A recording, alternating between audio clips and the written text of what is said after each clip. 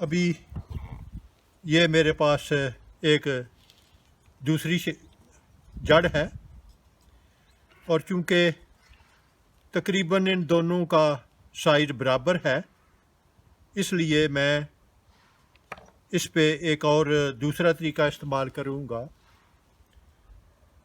जिसे whip and tongue भी कहते हैं।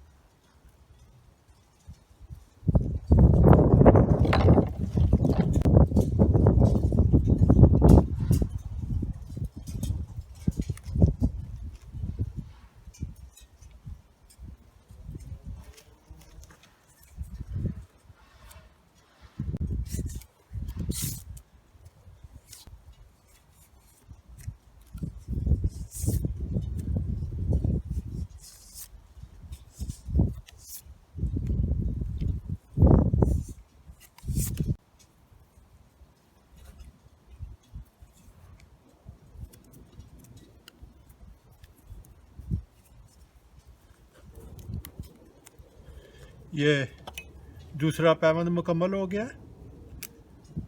और सबसे बेहतर और महफूज तरीका ये है कि इसे फौरी तौर पे ज़मीन में या गमले में लगा दिया जाए।